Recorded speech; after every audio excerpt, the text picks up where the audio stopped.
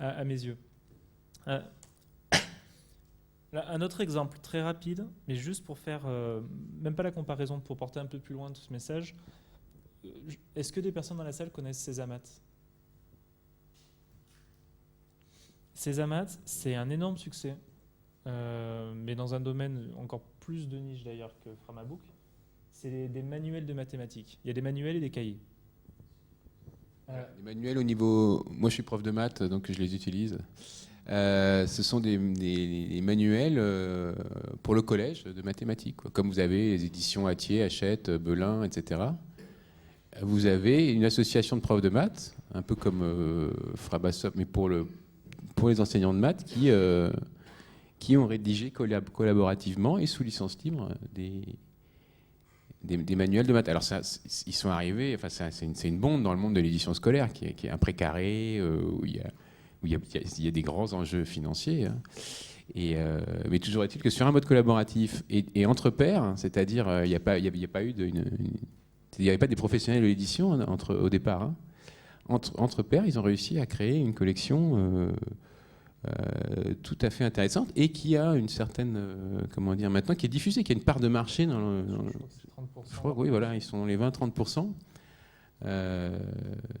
dans les collèges de France et de Navarre, quoi, en mathématiques. Sachant que le tout donc, est sous GNU FDL et CC BY SA, donc deux licences qui sont aussi entièrement libres. N'importe qui peut donc photocopier l'ouvrage, le redistribuer, découper, en faire d'autres. Et plus que ça, sur le site, on peut créer ses propres fiches d'exercice, mais ça tu peux peut-être mieux le dire que moi. En tout cas, ils favorisent la réutilisation de tout le contenu qui est généré. Alors même qu'ils ont des partenaires comme Génération 5 ou Magnard, qui eux sont des éditeurs avec des logiques classiques d'éditeurs et avec un modèle économique qui leur impose de vendre un maximum d'ouvrages. Donc ce qui est vraiment intéressant. Oui, et puis du coup, parce que du coup, on peut les photocopier, on peut les imprimer quand on veut, où on veut, les enfants. Parce que sinon, avec un manuel classique, en fait, vous n'avez pas le droit de photocopier un exercice d'un autre manuel pour le mettre faire un montage, c'est totalement impossible. Enfin, en théorie, vous avez des restrictions à tous les niveaux. Sur la version numérique, ça ne marche que sur un système, que sur Windows, que sur machin, truc. Là, c'est vraiment complètement ouvert. Et en plus, quand vous êtes dans l'univers du libre, vous posez aussi la question des formats. On ne va pas utiliser des formats fermés ou des formats qui ne pourront être lus que sur tel système. Voilà. Alors évidemment, ça pose après la question de... bien sûr, les éditeurs éducatifs qui avaient pignon sur rue, qui étaient là avant, c'est évidemment, il y a des points de tension, des points de friction. Mais eux sont là depuis longtemps. Maintenant, ils s'attaquent au lycée, c'est véritablement une réussite. Alors après, la question qu'on se pose, c'est qu'est-ce qu'il y a de spécifique aux mathématiques, par exemple? Parce que c'est toujours plus facile, où il n'y a pas, en histoire géo, il y a des photos, il y a des droits, il y a des questions beaucoup plus complexes qui se posent. Là, les mathématiques, il n'y a pas de, comment dire, il n'y a pas de copyright sur les théorèmes, quoi. Il y a de la paternité, il y a un théorème de Pythagore, un théorème de Thalès, mais c'est plus un hommage qu'un respect des droits. En tout cas, c'est une expérience qui est vraiment intéressante, d'autant qu'ils engrangent pas mal d'argent. Donc une association à but non lucratif par cette activité, ce qui leur permet de financer des emplois pour générer encore plus de contenu. C'est un cercle qui est plutôt vertueux. Pour rebondir avec ce que vient de dire, ça c'est le plan, oui. Avec ce que vient de dire Alexis, en parlant d'interopérabilité, de plein de choses, ce qui est essentiel en fait, on parle, forcément je parle beaucoup des aspects juridiques parce que c'est mon métier et c'est les questions sur lesquelles je m'attarde le plus. En fait, le juridique, c'est qu'une part infime du logiciel libre, du libre de manière générale. Mais de la même façon que le droit dans la société, il va permettre d'encadrer, mais c'est pas lui qui donne, c'est pas lui qui crée les usages, c'est pas lui qui crée la façon dont les gens vont se comporter entre eux. Non, il est là pour encadrer, pour permettre justement que rien, que tout continue à tourner comme on souhaitait que ça soit le cas. C'est la même chose dans le logiciel libre. Euh, alors, c'est un peu brut là comme ça, mais bon, une présentation rapide du plan, puis après je reviendrai plus sur les aspects licence libre en fait, contextualisés. Dans cet ouvrage, en fait, je m'attarde même pas seulement aux licences libres. D'abord, je fais un panorama de la propriété intellectuelle. Bon, propriété intellectuelle, c'est un peu le terme banni si vous avez écouté la conférence de Richard Stallman il y a 2 ans, c'est ça, 1 an, 2 ans. Bon, peu importe, moi j'enseigne la propriété intellectuelle dans plusieurs masters. Je pense que dès lors qu'on comprend la propriété intellectuelle, qu'on comprend ce à quoi ça renvoie, il n'y a pas de risque de confusion. Le problème, c'est si on fait un amalgame, si au contraire on essaye de bannir un peu, on empêche aux gens de réfléchir sur le sujet, là ça devient dangereux. Mais après, c'est encore une fois une vision personnelle. Donc, présenter les différents droits, expliquant de manière très brève que chaque droit de propriété intellectuelle, chaque droit exclusif, j'y reviendrai à la notion, en fait a une finalité. On a créé le droit d'auteur, pourquoi ? Genre on l'a pas fait comme ça parce que les industries se sont dit on a envie de gagner plus d'argent. Non, on l'a fait parce qu'on estimait que l'auteur apportait à la société et que la société en contrepartie pouvait lui apporter quelque chose. Là c'était un droit exclusif, c'est-à-dire que sur mon ouvrage, c'est pas le bon exemple parce que j'utilise des licences, on verra que c'est différent, mais même sur ce diaporama, j'ai des droits. À partir du moment où ce que je crée est original, je suis auteur et en tant qu'auteur, je peux interdire quiconque de réutiliser en l'état ou modifier ce que j'ai créé. Ça, c'est le principe. Je suis auteur, je dispose sur ma création, donc ces slides, cet ouvrage, du même droit, à peu près du même droit que je possède sur mon téléphone, une propriété. Que ça soit critiquable ou pas, c'est une autre question. Mais le droit d'auteur, c'est ça. La société qui confère une propriété, qui accorde une propriété à un auteur parce qu'elle considère que l'auteur lui apporte quelque chose. Et les droits exclusifs, voilà, c'est des droits de propriété sur différents objets. Le brevet, pareil, c'est la société qui considère que l'inventeur, parce qu'il apporte quelque chose à la société, donc une invention, mais qui répond à différents critères, il faut que ça soit vraiment inventif, il faut que ça soit susceptible d'application industrielle, il faut que ça soit nouveau, mais ça précis à l'échelle du monde, et ça peut être nouveau, mais dans le sens où même il y a 2000 ans, on n'avait pas conçu quoi que ce soit d'identique. Donc c'est vu de façon très large. Bon, là, on va lui reconnaître un brevet, on va lui accorder un brevet. Voilà, il y a cette logique d'équilibre. Tous les droits exclusifs sont dans cette logique. La société vous accorde quelque chose à l'individu, parce que l'individu a apporté quelque chose à la société. Le problème, c'est qu'au fur et à mesure, en fait, d'une part, les mécanismes sont plus forcément adaptés, parce que la société d'il y a 2 siècles, pas forcément la société d'aujourd'hui. Et d'autre part, on a un système, donc le système de propriété intellectuelle qui avait été créé, qui maintenant devient un peu autonome, c'est-à-dire qu'il a l'industrie qui est au cœur du système commence un peu à détourner les finalités. Donc on n'est plus dans l'équilibre initial.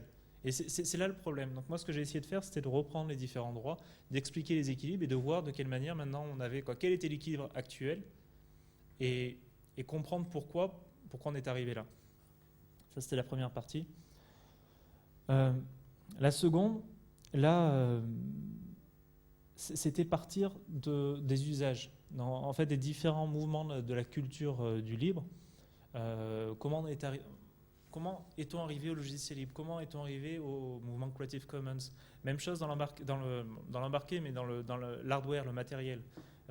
Comment est-ce qu'on est arrivé, par exemple, à des sociétés qui font de l'argent en vendant des cartes mères ou des processeurs, ou en tout cas du matériel, par exemple, imaginons un ordinateur, uniquement libre. C'est-à-dire que n'importe qui ayant accès à toutes les specs, par exemple, de ce PC, si jamais il était sous licence libre, pourrait reproduire la même chose. C'est se tirer une balle dans le pied, dans la logique il y a quelques années. Et il y a des sociétés qui font ce pari-là. Et comment est-ce qu'on est arrivé jusqu'à là? Donc, j'ai essayé de faire ce panorama qui est le plus exhaustif possible, mais certainement perfectible. On a la même chose maintenant dans le cloud, sur Internet, avec des sociétés qui font le pari de laisser l'utilisateur libre, c'est-à-dire d'accorder les mêmes garanties à l'utilisateur de pouvoir partir, mais tout en conservant ses données, d'aller chez un concurrent, d'aller chez lui tout en conservant les services, de lui offrir la même garantie qu'un utilisateur de logiciel libre a sur son logiciel. C'est-à-dire que personne ne puisse l'enfermer, en tout cas qu'il puisse le modifier, qu'il puisse le réinstaller à droite à gauche. Donc ça, c'était la deuxième partie. La troisième est plus sur la compréhension des licences même. Alors les licences, j'y reviendrai, mais c'est les contrats. Les licences sont des contrats, mais elles répondent à un schéma relativement simple. Quand on sait comment lire une licence, on peut le faire en 30 secondes, même 10 pages de licence, parce qu'on sait quelles sont les clauses à repérer et comment fonctionne la licence. J'ai essayé donc de présenter ce canevas. Et alors, je dis dernière partie, mais en fait, je crois que les deux sont dans la troisième. Là, c'est plus d'ailleurs ce que je fais dans le monde professionnel aussi. C'est sur l'aspect gouvernance. Comment, dans une entreprise, dans une collectivité, une institution ou même dans un projet, comment fait-on pour gérer l'utilisation de composants open source, d'open data ou de contenu sous licence libre? Qu'est-ce que ça change dans la façon de créer que d'utiliser toutes ces créations qui sont mises à disposition par des individus, des sociétés sur Internet sous licence libre? Comment faire pour faire bien? Ça, c'est dans le livre que vous pouvez télécharger ou acheter le tout sur Internet dans les différents réseaux que j'ai cités. N'hésitez pas à interagir si jamais quelque chose vous semble trop incompréhensible, critiquable ou quoi que ce soit, ça ne me dérange pas du tout, bien au contraire. Bon, néanmoins, que sont les licences libres? J'aurais pu commencer par ça. Les licences libres, ce sont surtout des contrats, des contrats sociaux, dans le sens où la licence libre, c'est généralement ce qui, au sein d'un projet, va définir le standard, la règle de fonctionnement. Dernièrement, une conférence, on parlait justement de la gouvernance autour d'un logiciel à destination des collectivités. Et la licence, c'était un peu la constitution. C'est-à-dire qu'à l'origine, les pères fondateurs du logiciel avaient choisi cette licence parce qu'ils avaient une idée de leur projet, mais comme des pères fondateurs d'une société pour avoir l'idée de l'évolution de la société. Et du coup, cette licence ensuite avait été le minimum sur lequel tout le monde était d'accord. Des concurrents venaient travailler sur le même projet. C'est un logiciel qui génère quand même, je ne sais pas, mais peut-être 20 millions d'euros en marché public par an. Donc c'est quand même un logiciel qui intéresse beaucoup de monde. Et toutes ces personnes coopèrent, collaborent autour de ce logiciel et sur le fondement de la licence qui est attachée au logiciel. Et oui, ce qui est important, Alexis le disait tout à l'heure, c'est que dans ce contrat social, bon, déjà le partage, c'est la règle de base. Ensuite, il y a une idée de respect. Quand je dis respect, c'est chaque contributeur, chaque auteur se voit attribuer ses contributions. On a dans le monde, je dirais, de la création traditionnelle, les contrats nègres, je pense que tout le monde connaît. C'est très fréquent qu'un créateur, en fait, ne soit pas, ou qu'un auteur ne soit pas identifié comme tel. Parfois même dans l'édition logicielle, même quasiment tout le temps, on ne sait pas quelle personne physique a créé tel logiciel. Je ne sais pas si vous savez qui, sur Microsoft Windows, a créé, par exemple, je ne sais pas, Internet Explorer.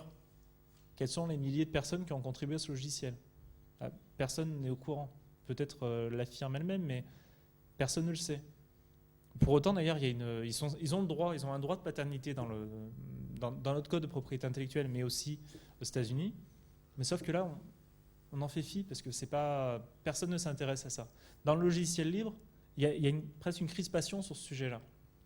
Tous les contributeurs de Firefox, on peut les retrouver sur la page, je ne sais plus, mais sur Internet, en fait, on retrouve l'intégralité des contributeurs de Firefox. Et ce qui est bien, c'est qu'en plus, alors que la logique traditionnelle est de se dire, dans le doute, je ne l'identifie pas comme auteur, parce que si je l'ai fait, il pourrait ensuite utiliser ça devant le juge pour dire, attendez, j'étais auteur et il n'a pas demandé mon autorisation, il ne m'a pas donné d'argent, ceci, cela. Dans la logique du libre, au contraire, dans le doute, on va identifier les gens comme auteurs. Voilà, même si ce qu'il a fait, c'était pas vraiment original, il a débugué, il a fait une relecture autre. Ok, mais je lui attribue quand même une part de paternité dans ce qui a été créé. Et l'ouverture, encore une fois, c'est cette idée que quand on crée, on met à disposition quelque chose, alors avec certains objectifs en tête, mais finalement on sait que la licence permettra éventuellement d'en faire autre chose si d'autres personnes avec d'autres idées s'emparent du projet ou se grèvent sur le projet. Donc voilà, c'est un peu le contrat social, la vision, j'allais dire utopique, mais c'est ces idées que les licences libres amènent. Et ce qui d'ailleurs souvent pose problème aux industries classiques parce que elles n'ont pas du tout ces réflexions de base, même si ça peut leur apporter parfois pas mal de bien. Et ça peut poser problème. Bon, néanmoins, les licences libres sont aussi des contrats. Donc là, contrat, c'est-à-dire qu'un contrat entre deux personnes, moi, auteur, je cède à une personne qui accepte mes droits dans certaines conditions, conformément, par exemple, au formalisme du Code de propriété intellectuelle, donc, qui est assez rigoureux là-dessus. Donc voilà, titulaire de droit qui publie son œuvre en lui associant une offre de contracter. Alors, associer une offre, c'est qu'est-ce que c'est ? Par exemple, sur ce livre, ou sur ces slides, je précise, j'ai oublié de mettre l'auteur, parce que bon, j'ai oublié de le faire, peu importe. On précise la licence, je l'associe à l'œuvre, là la présentation. Sur l'ouvrage, pareil, on précise les licences, et ça sur le support lui-même de l'œuvre. Quiconque reçoit l'ouvrage, même si ce livre, je le laisse ici, demain quelqu'un, je ne sais pas, fait le ménage, voit le bouquin, quelqu'un rentre dans la salle pour travailler, voit le bouquin, le prend, il l'a en sa possession, il a la licence qui est associée à l'ouvrage lui-même, il en bénéficie, il peut maintenant bénéficier selon les termes de la licence de cet ouvrage. Et donc c'est une cession de droits de propriété intellectuelle non exclusive, gracieuse pour le monde entier de toute la durée des droits et pour tous les usages. Ça c'est un peu le réflexe de juriste, mais c'est tout ce qui doit être, tout ce qui doit se vérifier dans une licence pour qu'elle soit conforme en fait au formalisme du Code de propriété intellectuelle. Donc non exclusive, c'est-à-dire que moi auteur, je cède selon les termes de cette licence, mais je ne m'empêche pas de faire autrement. Ça c'est très important dans l'économie, disons dans le monde marchand autour du logiciel libre, de l'open data ou autre. C'est-à-dire que souvent les entreprises sont dans une logique je vais diffuser de façon non gratuite, sous licence libre, en tout cas la cession de droit est gratuite. Mais par ailleurs, je ne m'empêche pas d'avoir un accord avec Oracle, avec je vais dire Sun, avec une autre société, si pour elle c'est plus pertinent et si pour moi ça me rapporte des fonds. Un bémol sur ce que je viens de dire. Quand je dis cession gracieuse, gratuite, c'est uniquement la cession de droit. Ce livre que j'ai entre les mains, si vous le voulez, il faut que je vous le donne. La mise à disposition de l'ouvrage, elle, je peux la faire payer. Ça, c'est classique. J'ai quelque chose, vous le voulez, j'ai un fichier sur mon PC, vous voulez y avoir accès, je peux vous faire payer l'accès. En revanche, une fois que vous l'avez entre les mains, une fois que vous avez l'accès au fichier, vous bénéficiez du fichier de l'œuvre grâce à la licence qui est associée. Il y a aussi pas mal de sociétés qui gagnent leur pain là-dessus. C'est-à-dire qu'elles vont, elles, développer des logiciels spécifiques sur base de logiciels open source, de logiciels libres, et elles vont faire payer ce développement, mais la mise à disposition de leur travail. Voilà. Ce phénomène s'étend à toutes les branches de la création et de l'innovation. J'en parlais tout à l'heure rapidement, logiciel, texte, image, audio, vidéo, base de données, matériel, manuel. On voit maintenant aussi sur les services web. Et ça offre quelque chose qui perturbe, c'est un peu la seconde phase. C'est-à-dire que les sociétés ont eu du mal à se mettre au logiciel libre, à l'open source, à l'ouverture, l'open data et autres. Maintenant, ça y est, c'est fait. Les utilisateurs, les grands utilisateurs, je parle des banques, je parle des grandes distributions, par exemple, ont adopté du logiciel libre. Elles s'y sont faites, elles commencent d'ailleurs à contribuer un peu. Mais maintenant, ce qui est intéressant, c'est qu'il y en a aussi qui ont diffusé leur logiciel entièrement en open source, parce que de toute façon, ils avaient été obligés, parce qu'ils se basaient sur des composants préexistants, peu importe. Et ce qui est intéressant, c'est qu'elles reçoivent des contributions. Elles s'y attendent pas parce que c'est pas dans leur métier, c'est pas dans leur modèle économique, elles n'avaient jamais entrevu cette possibilité de recevoir des contributions, mais parce qu'elles mettent à disposition, selon une licence libre, elles reçoivent des contributions de gens qui se disent tiens, c'est bien, ce logiciel est bien, mais ça on pourrait le perfectionner, ça faudrait faire ceci, cela. Et elles ont ensuite à gérer les contributions qu'il y a en retour. Et ça leur demande encore de rentrer dans de passer à un niveau supplémentaire. Pas de questions sur ces sujets-là? Alors j'enchaîne, si jamais tu veux m'interrompre. Bon, ça, Alexis l'a fait. La Free Software Foundation fut la première à définir les libertés pour les utilisateurs. Ouais, ce qui est assez important, on parle de Richard Stallman, de la Free Software Foundation. Ce qui est intéressant, c'est qu'eux sont focalisés sur les utilisateurs. Alors que Richard Stallman est un développeur, mais il est aussi un utilisateur. Et les libertés, elles sont uniquement tournées vers l'utilisateur. Moi, utilisateur d'un logiciel, je dois avoir le droit d'utiliser, je dois avoir le droit de copier, je dois avoir le droit de redistribuer, de modifier, de redistribuer de façon modifiée ou non. Mais elles ne vont pas considérer que le développeur, lui, donc celui qui reçoit et qui fait en faire autre chose, et comment dire? Non, là, je m'embrouille. Contrairement à l'OSI, qui, elle, va définir les libertés que la licence doit contenir pour qu'une société puisse modifier, puisse créer autour de la licence. Donc, dans la définition de la Free Software Foundation, on va uniquement avoir les utilisateurs comme destinataires finaux de cette définition. Dans la définition de l'Open Source Initiative, on a celui qui met la licence. C'est-à-dire que moi, quand je crée un logiciel, je mets cette licence-là, voilà quelles sont les libertés qui doivent être contenues dans la licence pour que quelqu'un qui reçoit mon logiciel puisse ensuite redistribuer, modifier ceci, cela.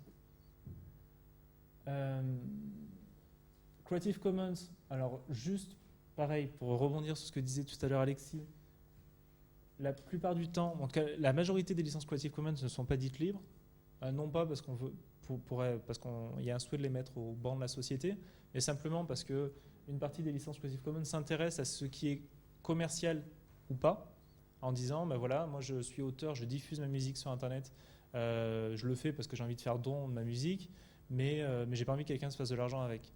C'est un peu cette... Je veux dire, c'est une facilité, oui, parce que ça a permis en tout cas à beaucoup d'auteurs, je pense, de diffuser leur musique sous licence Creative Commons, en se disant, moi j'ai envie que les gens partagent, mais j'ai pas envie que des gens se fassent de l'argent sur mon travail.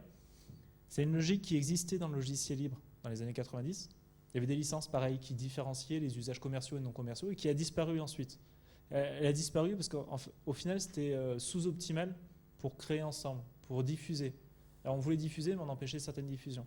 Un exemple classique, sur Framasoft, on a la pub Google, encore, je crois. On a la pub Google, bon, c'est critiquable. Quoi qu'il en soit, on perçoit de l'argent donc sur l'utilisation du site Framasoft. C'est-à-dire qu'on ne peut pas diffuser sur notre site Framasoft des contenus sous CC BY NC par exemple. Quelqu'un qui a mis ses créations à disposition sur Internet dans une licence qui interdit les usages non commerciaux empêche des associations comme Framasoft de mettre plus en évidence, de promouvoir finalement leur propre création, alors qu'on n'a pas de... On a une association à but non lucratif. En fait, tout ça pour dire, et il ne faut pas stigmatiser non plus, mais que la notion de commercial et de non commercial, je ne suis pas sûr que ce soit un bon débat, mais en tout cas, ça génère beaucoup de difficultés, et personne d'ailleurs ne réussit à s'accorder sur ce qu'est un usage commercial. Creative Commons a publié il y a 2 ans un rapport d'enquête sur voilà ce que les gens pensent de l'usage commercial ou non commercial. Donc c'est bien, on sait que par exemple 90% des gens vont considérer qu'un usage indirect est un usage commercial. Un usage commercial indirect est interdit par la licence CC BY NC. On sait qu'il y a 10% qui considèrent que c'était le cas. Qu'est-ce qu'on retire de ce rapport? Pas grand-chose en fait. On sait juste que les gens sont partagés sur ce qu'est un usage commercial ou pas. Bon, il y a plein de définitions sur ce qu'est l'open definition, c'est sur les données et les contenus, l'open source sur les logiciels, l'open cloud sur le cloud, l'open hardware, voilà. Pareil, alors là, une rapide couche supplémentaire sur ce que disait Alex tout à l'heure. On a des licences qui sont dites permissives, des licences qui sont dites copyleft. La notion de copyleft, qui est très chère à Richard Stallman et à la Free Software Foundation, c'est la constitution d'un pot commun. Quand je crée quelque chose, que j'y associe une licence de type copyleft, c'est que j'ai envie en fait de mettre mon œuvre dans un pot commun. Je sais que tout le monde va pouvoir puiser dans ce pot, mais personne ne pourra retirer, c'est-à-dire se réapproprier ce que j'ai fait. Si quelqu'un contribue sur ce que moi-même j'ai fait, à sa version améliorée, entre guillemets, en tout cas dérivée, elle-même devrait être sous la même licence. Copyleft, c'est ça. C'est dès lors que je prends quelque chose dans le pot commun, ce quelque chose et éventuellement ce quelque chose plus, quelque chose amélioré, lui-même reste sous la même licence. Donc le type de licence, c'est par exemple GNU GPL, c'est la licence la plus utilisée. Non, c'est pas tout à fait vrai, mais en tout cas c'est une licence l'une des plus connues. FDL, LGPL, MPL, OSL, bon, il y en a des milliers. Il y a dans le domaine plus culturel, on peut parler de la CC BY SA, Creative Commons by SA, ou la licence art libre, donc qui est la licence qui a été rédigée, initiée par Antoine Moreau. Je crois que c'était en 2001. Bon, j'ai plus les chiffres en tête, que c'est plus récent dans votre. C'est intervenu là, mais je crois c'est en 2001, c'est ça, ouais. Qui a un superbe travail en fait de collaboration entre des juristes, des artistes et des développeurs. Donc c'est un beau texte pour ça. Surtout qu'il y a la plupart des licences copient les autres licences. D'ailleurs, on peut faire un arbre des licences en disant bah tiens, telle licence a été inspirée de telle autre, qui est elle-même inspirée de telle licence. Et à la fin, on sait que la Nokia Public License, par exemple, c'est une version modifiée de l'Eclipse Public License, qui est une version modifiée de la Mozilla Public License, par exemple. Donc, qu'est-ce que ça apporte ? C'est intéressant pour celui qui s'intéresse au sujet. Ça permet de savoir, de comprendre quelles sont les clauses, quels sont les ajouts aussi. Mais aussi donc, l'esprit de chaque licence. La licence art libre, c'est une licence qui connaissait la GPL, qui connaissait bien notre licence, mais qui a été rédigée dans un esprit vraiment adapté à une pratique artistique de type copyleft. L'intérêt du copyleft, c'est que ça empêche la réappropriation pure. Pour une société commerciale, qu'est-ce que ça crée comme contrainte ? C'est que finalement, il ne sera possible de valoriser qu'à la hauteur de sa seule valeur ajoutée. Pour différencier avec une licence permissive, imaginons que cet ouvrage soit sous une licence permissive, c'est-à-dire qui vous permet de faire à peu près ce que vous voulez de l'ouvrage.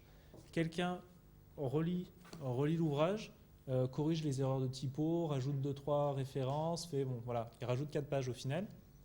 Il le vend sous licence propriétaire classique. Ça, une licence traditionnelle permissive le permettrait. C'est-à-dire que moi, auteur, j'ai donné tous les droits. Ensuite, n'importe qui peut en faire quelque chose de fermé. C'est-à-dire que lui-même ne donnera pas les droits, même si c'est énormément basé sur mon travail. À la licence copyleft, si jamais la même personne fait des modifications sur mon ouvrage, sa seule valeur ajoutée, c'est ce qui va lui permettre de faire payer, par exemple, ce nouvel ouvrage. Mais quelqu'un qui va vouloir y avoir accès, par exemple, je ne sais pas, il sera peut-être prêt à payer 1 euro de plus que la version option libre qui est diffusée de manière gratuite. Il va pas repayer ce qui est déjà mis à disposition sous la licence copyleft.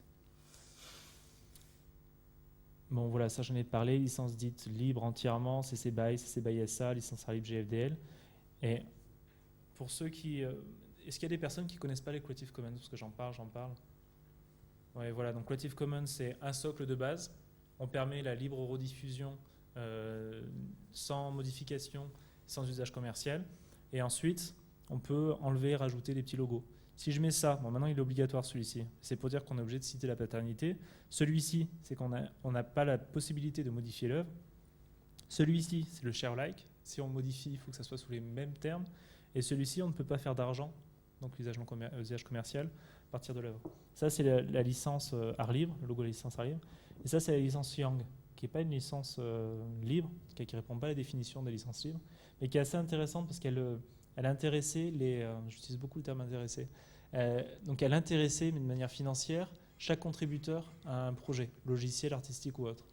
Et l'idée, par exemple, c'est quelqu'un qui crée, un collectif d'auteurs qui crée un livre, le mettait sous licence Yang. Pour un usage commercial, n'importe qui pouvait l'utiliser gratuitement. Si quelqu'un vendait un usage commercial, dans ce cas-là, on redistribuait l'argent proportionnellement en fait, à l'apport de chacun. C'est un projet assez intéressant qui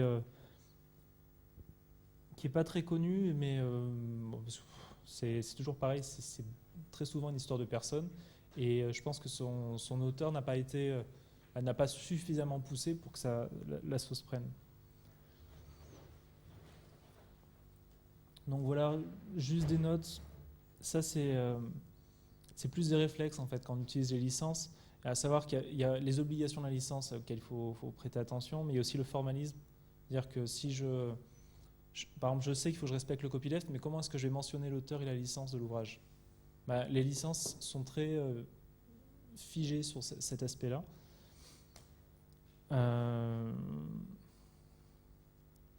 Ça, c'est plus dans une logique entre guillemets industrielle. Comment moi, collectivité, moi, même bibliothèque, moi, lycée, collège ou entreprise, je vais favoriser, je vais aider les gens à créer à partir de contenus sous licence libre. C'est pas quelque chose qui se fait tout seul.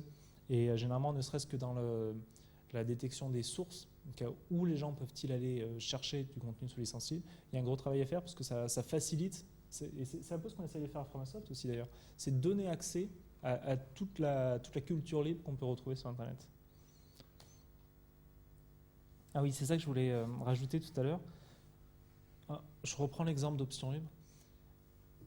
C'est bien parce que j'aurais répété tellement de fois ce terme que tout le monde ressortira d'ici en se rappelant du titre de l'ouvrage.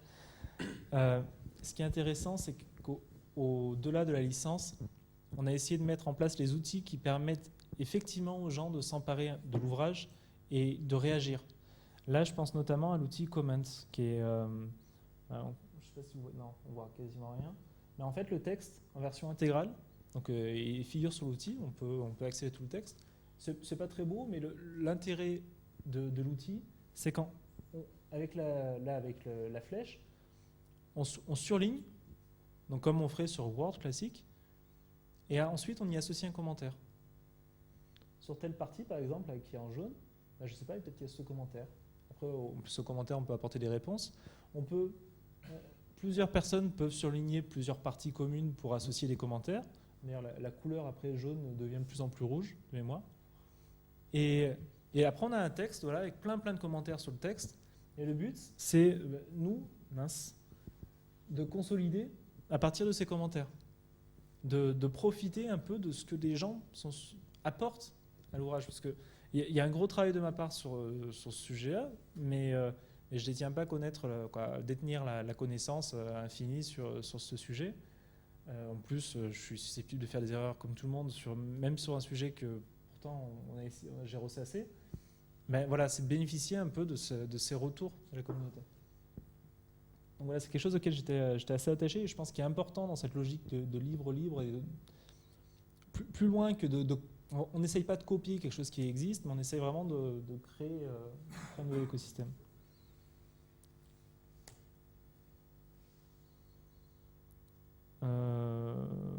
Oui, j'avais rajouté ça tout à l'heure. Ce qui est intéressant dans le cas d'une médiathèque, une bibliothèque, c'est typiquement du contenu sous licence libre, ça permet de diffuser. Quelle que soit la licence, de toute façon, on est dans un usage qui serait a priori considéré comme... Ça, si je me rapporte encore à l'étude, au rapport publié par Creative Commons, je pense qu'à 95% des gens devaient dire qu'en médiathèque, en bibliothèque, c'est un usage non commercial. Il y en a quand même 5% qui ont estimé que c'était commercial. Par exemple, dans un autre cadre, la SACEM en France considère que l'usage est commercial. L'usage en médiathèque est un usage commercial, donc soumis à rémunération des auteurs. Là, toutes les licences permettent de toute façon un usage dans les médiathèques et je pense que c'est important pour cela de favoriser un peu l'entrée, vraiment c'est ce que vous faites ici, mais voilà, favoriser l'usage de ce type de contenu. Par ailleurs, ça peut aussi permettre peut-être de nouvelles pratiques. Ça, je ne sais pas dans quelle mesure, mais je me dis, d'une certaine manière, les gens sont plutôt habitués à être passifs, c'est-à-dire que généralement ils reçoivent, ils absorbent, puis ils repartent. Et là, l'idée derrière les licences libres, c'est aussi de favoriser la création, la contribution. Et je ne sais pas dans quelle mesure, mais peut-être que c'est un terrain aussi qui pourrait être exploré. De quelle manière on pourrait profiter de ces lieux collectifs pour aider les gens à créer ensemble. Voilà, c'est une réflexion personnelle.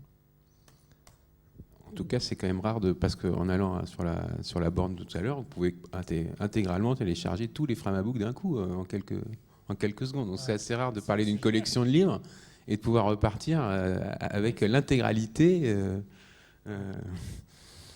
C'est original. Ouais, c'est génial. Tu as terminé, Benjamin, c'est ça ? Oui. Manuela, ou en tout cas merci pour votre attention, Des questions? malgré la météo. Y aurait-il des questions qui peuvent être des questions générales ou plus pointues Des réflexions personnelles, des rajouts, je ne sais pas, des critiques? La question des licences, moi je vais me permettre de lui poser une question à Benjamin, il n'est pas du tout au courant, donc c'est pas préparé.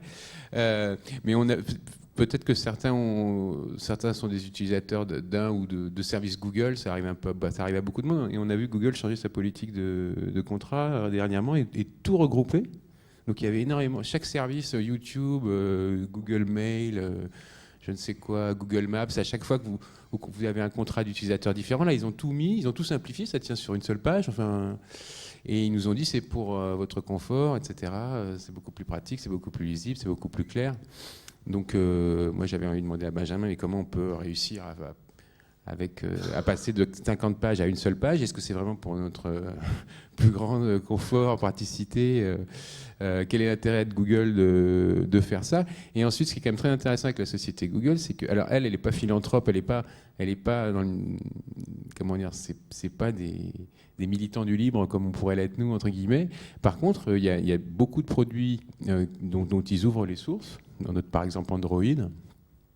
Mais d'autres. Donc on a l'impression que, d'abord, ils savent très bien ce que c'est que le logiciel libre, parce que les fondateurs sont des universitaires qui ont très rapidement compris. Et on a l'impression qu'ils vont l'utiliser quand ils veulent que le logiciel se développe d'une certaine manière, avec une certaine efficacité, etc., sur des bases beaucoup plus d'efficacité. Et puis par contre, il y a d'autres produits qui sont complètement fermés parce que ça les arrange. Donc, quel est d'abord, est-ce que tu as quelque chose à dire sur tout d'un coup ce changement de contrat chez Google qui a concerné bon nombre d'entre nous finalement, parce qu'on est tous plus ou moins utilisateurs d'un service. Et puis, que penses-tu de ces différentes, peut-être l'approche Google du logiciel libre et de l'open source en général? Ouais. Alors sur la première question, je ne vais pas y répondre directement. Les licences libres, quand elles évoluent, par exemple, je vais prendre le cas de la MPL, la Mozilla Public License, qui est utilisée sur le projet Firefox. Elle a mis à peu près 1 an et demi avant de passer de la V2 à la V1.1, je crois, à la V2. La GPL V3 a mis quasiment 2 ans avant d'aboutir. Mais quand je dis 2 ans, c'est qu'en fait, généralement, il y a publication d'un premier draft, première proposition. Ensuite, il y a les commentaires sur des outils du type Comments, d'ailleurs.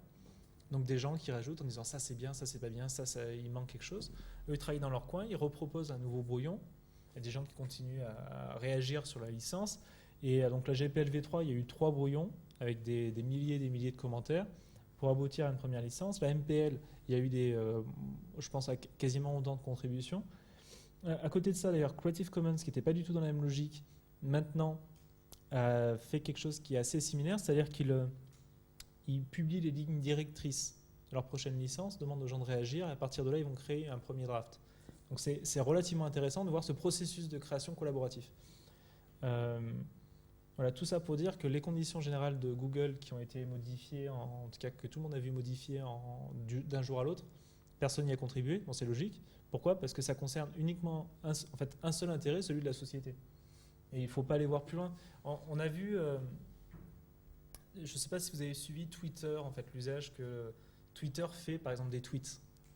Et Twitter, donc cet outil de micro-blogging, blogage, je ne sais pas comment on dit, micro-blogging. Donc il y a plein de gens qui utilisent le service. Et sur les conditions générales d'utilisation de Twitter, au début, c'était quelque chose de plutôt tourné utilisateur, c'est-à-dire on vous garantit que vous êtes libre d'utiliser des services, que nous, on ne vous empêchera jamais rien de faire avec. Ce que vous faites vous appartient à vous et à vous seul. Puis ensuite, les conditions générales ont évolué au fur et à mesure. Et donc, mais en précisant, bien sûr, voilà nos conditions générales qui sont susceptibles d'évoluer en fonction des besoins de la société, ceci, cela. Elles ont évolué au fur et à mesure. Au final, il s'avère que maintenant Twitter, donc la société Twitter, est propriétaire de tous les contenus qui sont générés sur Twitter. Mais elle peut aussi en faire bénéficier tous ses partenaires. Et du coup, elle a valorisé ça en vendant plusieurs millions, sa base d'informations, donc tout ce que tous les gens avaient échangé sur Twitter, à une société. Ben voilà, Google, s'ils font ça, c'est que c'est pour eux la meilleure façon d'aboutir aux services qu'ils veulent mettre à disposition plus tard. Mais Bon, encore une fois, là on est passif, entre guillemets. Soit on n'accepte pas, mais si on n'accepte pas, il faut changer de service. C'est un choix. C'est Benjamin Bayard qui disait on a le FAI qu'on mérite, c'est ça? Bah là, c'est un peu pareil. C'est-à-dire que nous, on choisit. Si effectivement on considère que l'outil est tellement bien qu'on est prêt à toute concession, bah, voilà, on le fait. Ce que font pas mal de pharmaceutiens vis-à-vis de l'usage de Google, des outils Google. Ou alors on se dit non, ça ne répond pas à ce que moi je veux en faire, et dans ce cas-là, on quitte l'outil. Voilà pour le premier commentaire. Sur l'aspect philanthropie, Google, philanthropie ou pas, là c'est complexe. Google a fait effectivement un pari sur le logiciel libre. Android, par exemple. Ils ont réussi à offrir à des constructeurs, dans une industrie qui était relativement fermée, un système d'exploitation gratuit. Ça, c'était un changement radical.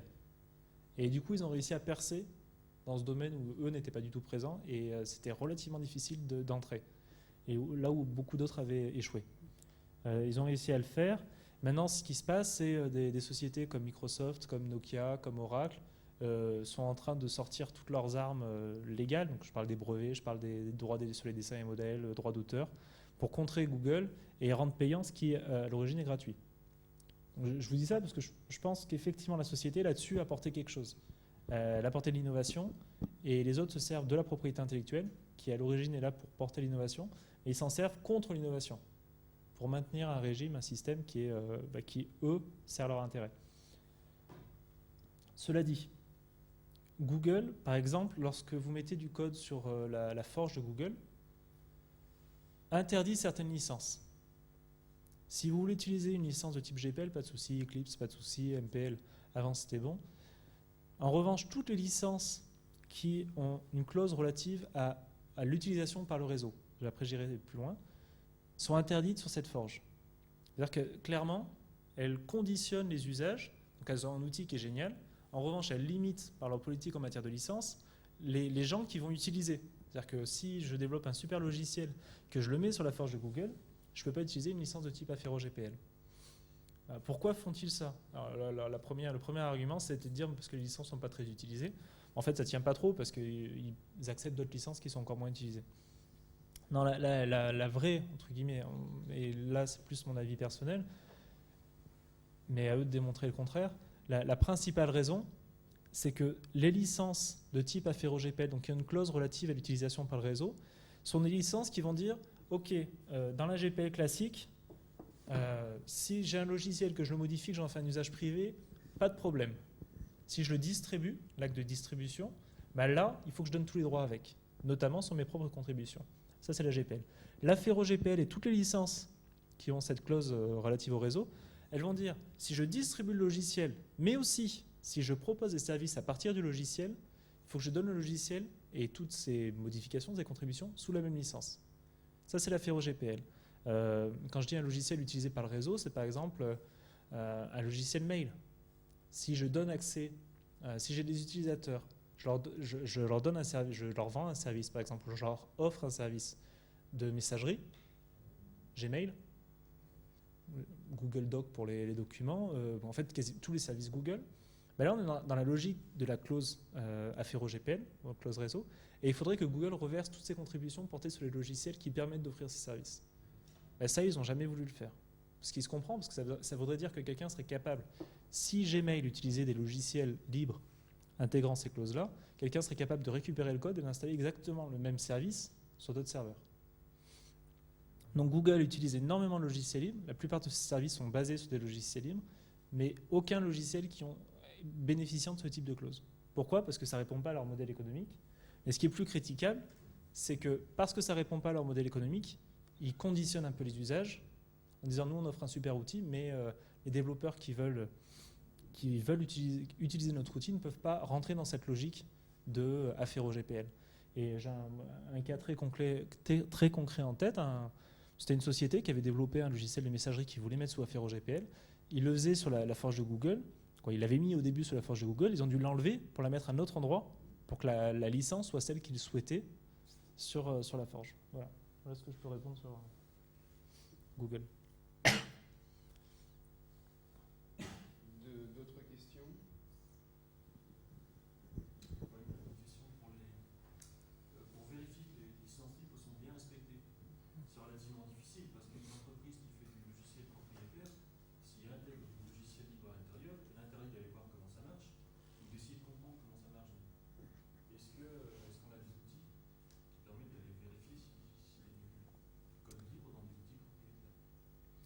Alors le problème effectivement c'est qu'un logiciel propriétaire fermé, c'est difficile de rentrer dedans pour savoir quels sont les composants à utiliser. Les deux mécanismes, parce que c'est quand même très fréquent qu'on s'aperçoive qu'il y avait du libre dans le logiciel, par exemple Skype, il y a eu une condamnation d'Allemagne parce que Skype utilisait du GPL, mais il y en a bien d'autres et beaucoup dans l'embarqué aussi. Et généralement la source, ce qui permet de détecter l'utilisation de logiciels libres, c'est soit la délation. Ça, je pense que c'est le critère numéro 1. À 90%, c'est des ingénieurs de la société qui vont révéler qu'en fait, ils utilisent du logiciel libre mais qui ne respectent pas la licence. Ou sinon, alors, il y a des outils, des logiciels qui permettent de faire ça. J'ai plus son nom en tête, mais il y a un Allemand qui a développé un outil binary, je ne sais plus quoi, code, qui permet d'aller chercher dans du binaire, de comprendre le binaire pour voir si dedans il y a tel logiciel libre qui est utilisé, tel type, bon, voilà. Ce qui est pas mal, parce que c'est relativement fastidieux. Et encore, son logiciel, pour l'utiliser, il faut mettre les mains dans le cambouis, parce que c'est vraiment pas simple, mais lui, il le fait très bien. Et sinon, il y a aussi, ça c'est notamment sur GPL Violation, des gens qui vont essayer, par exemple, de communiquer avec les logiciels pour détecter, en fonction des réponses, l'utilisation ou non de logiciels. Voilà, mais c'est la meilleure, en tout cas, la source d'identification, c'est de la délation. La rétro-ingénierie, c'est autorisé en France? Oui, en Europe, oui. D'accord. Même si l'entreprise dit vous n'avez pas le droit d'essayer de comprendre comment marche mon logiciel? Ils ne peuvent pas empêcher. Ça fait partie, en fait, toujours dans cette logique d'équilibre. C'est-à-dire qu'eux bénéficient d'un droit d'auteur sur ce logiciel, mais n'importe qui peut. Mais c'est quand même limité comme exception, en revanche. Hein. Mais pour du reverse engineering, peut comprendre comment fonctionne le logiciel. Mais c'est une exception qui permet. Alors, je ne sais pas si vous connaissez, c'est une exception au droit d'auteur du logiciel qui permet de comprendre à l'envers, en fait, étudier un logiciel pour savoir comment il a été conçu, de sorte à créer quelque chose d'interopérable. Voilà le mécanisme. Mais on ne peut pas l'utiliser pour d'autres types, par exemple pour développer un logiciel concurrent, ce qui limite quand même son intérêt.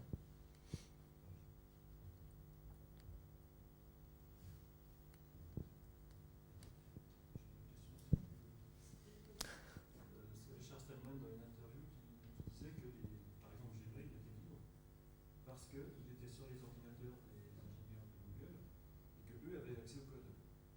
Et que les utilisateurs, eux, finalement, ils n'avaient pas le logiciel sur l'ordinateur. Le logiciel n'était pas distribué. Alors, libre ou pas libre? Alors, dans quel sens? Il disait ça parce que Gmail utilise du GPL et que du coup il y avait distribué. Il disait ça dans le sens où tous les gens qui ont le logiciel sur l'ordinateur ont accès au code. D'accord. Ouais, c'est la différence entre le cloud, le service et l'utilisation cliente en fait. Ouais. Alors je sais pas. À mon avis, il faudrait revoir le contexte parce que qui disent que le Gmail est libre s'il n'y a pas de licence GPL, c'est un peu étonnant. C'est un peu comme si je disais que Microsoft est libre parce que j'ai installé sur mon PC. Mais je comprends la logique, c'est-à-dire que dans le cloud, on ne possède rien. Le jour où on veut fermer les accès, voilà, on n'a plus d'accès. Le jour, c'est pour ça que tout à l'heure je parlais aussi il y a un mouvement qui s'appelle l'Open Cloud Initiative. Et l'idée, c'est j'utilise un service. Si je veux changer de fournisseur de service, lui s'engage, en tout cas il y a une définition.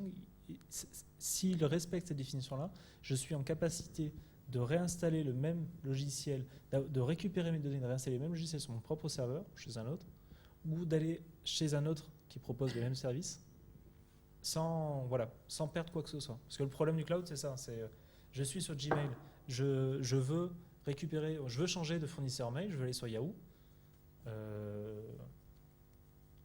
Moi, je sais pas, j'aurais tendance à passer par mon PC, je télécharge tout, puis je upload. Je pense que c'est possible. Je ne sais pas si je ne perdrai pas des données, à mon avis, si. Voilà, ce n'est pas du tout fait pour, et bien au contraire, parce qu'ils ont tout intérêt en fait, à enfermer les gens sur leur service. Mais c'est vrai qu'il est intervenu sur l'aspect cloud. Après, je ne sais pas dans quel contexte, parce que avoir accès au logiciel, c'est la première, peut-être première chose, mais après, il faut aussi qu'il y ait une licence sur le logiciel. Sachant qu'en l'absence de licence, je ne l'ai pas dit, c'est le droit d'auteur classique qui s'applique, c'est-à-dire que tout ce que je n'ai pas cédé en tant qu'auteur, je le garde pour moi. Si j'ai mis aucune licence, je n'ai rien cédé, donc vous n'avez aucun droit. La seule limite, par exemple, si je vous vends un livre, l'acquisition, la cause de la vente, c'est pour que vous puissiez l'utiliser, le lire, tout ça. Donc je ne peux pas dire ensuite, vous n'avez pas donné le droit de le lire, de l'utiliser et compagnie. Pareil pour un logiciel. Si je vous vends un logiciel, même s'il n'y a pas de licence, je ne pourrais pas vous empêcher d'en faire l'usage, la cause, la raison pour laquelle vous avez acheté le logiciel. Mais ça, mis à part, si je n'ai rien indiqué, c'est que vous n'avez aucun droit. Donc un logiciel qu'on aurait, dans le si j'ai du Windows sans licence, je ne peux rien faire avec non plus. La licence est là que pour donner des droits. Voilà.